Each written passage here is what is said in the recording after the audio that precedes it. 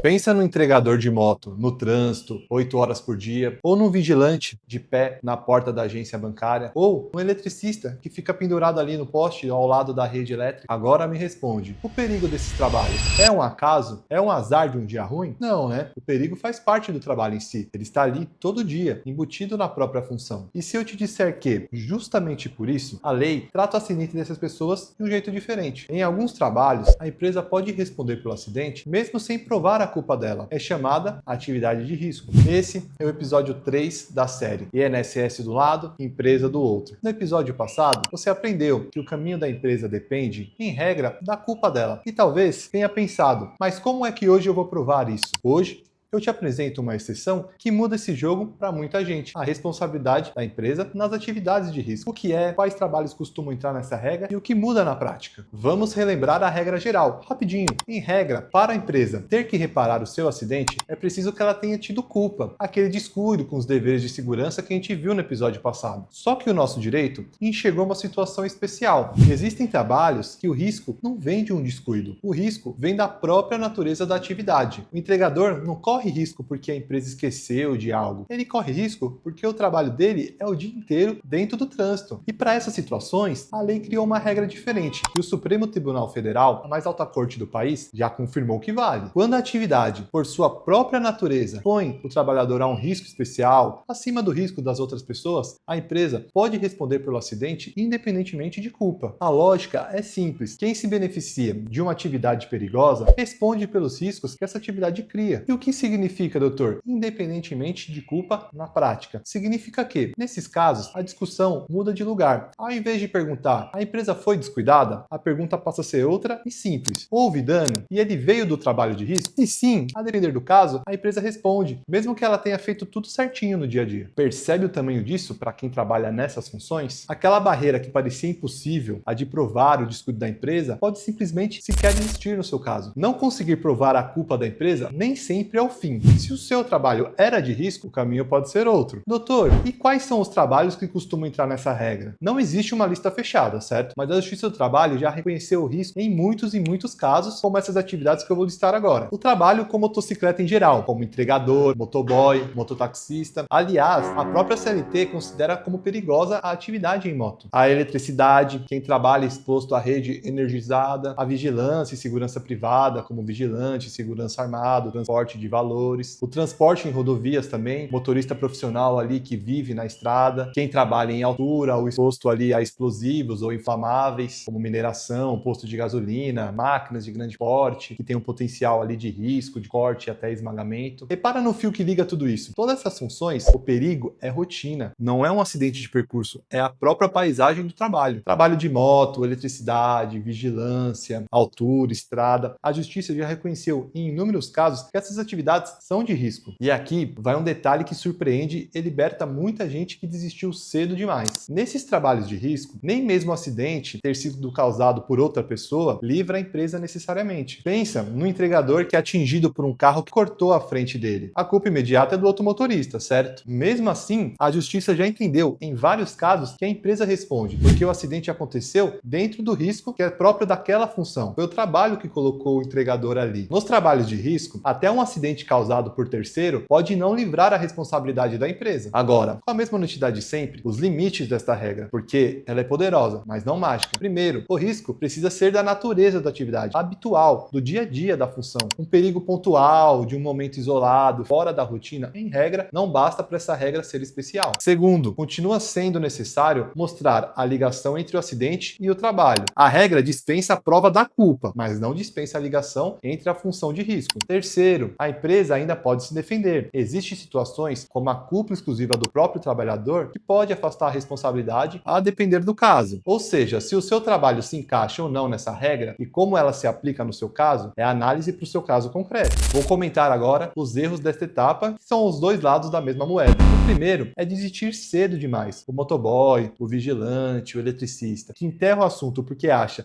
doutor, nunca vou conseguir provar a culpa da empresa. Agora eu acabei de mostrar para você que no caso deles, essa essa prova nem pode ser o ponto. O segundo é o oposto, achar que qualquer trabalho se encaixa ou que essa regra garante o resultado. Não garante, ela muda a discussão, mas o caso continua dependendo dos seus detalhes. E o terceiro, que vale para os dois lados, deixar de registrar a rotina de risco, a escala, as entregas, ordem de serviço, o dia a dia da função. É isso que mostra que o perigo era só paisagem de trabalho e não um evento isolado. Recapitulando, a regra geral pede a culpa da empresa, mas nos casos que carregam risco pela própria natureza, por moto, eletricidade, vigilância, estrada, altura, explosivos, a empresa pode responder independentemente de culpa. E nem o acidente causado por terceiro livra ela necessariamente. O que continua preciso é a ligação com o trabalho. Cada caso tem os seus detalhes. Se você trabalha ou trabalhou numa dessas funções, esse episódio pode ter mudado completamente o foco do seu caso. Se foi isso que aconteceu, faz uma coisa por mim, comenta aqui embaixo qual era a sua função quando o acidente aconteceu. Era moto, vigilância, eletricidade? Esses relatos ajudam outros trabalhadores da mesma área a se enxergarem nessa regra. Aproveita e já emenda no próximo episódio da série, que responde a pergunta natural depois desse. Tá, a empresa pode ter que me reparar, mas reparar o que exatamente? É lá que a gente vai abrir os 3 tipos de dano: material, moral e estético. E o lembrete que vale para a série inteira. Se a sua atividade se enquadra como de risco e o que isso muda no seu acidente, só a análise do seu caso concreto vai poder dizer. Por isso, procure um advogado trabalhista da sua confiança para analisar a situação. Aqui a gente informa, a decisão é sempre sua. De um lado, o INSS, do outro, a empresa. E você, no meio, sabendo dos dois. A gente se vê no próximo episódio.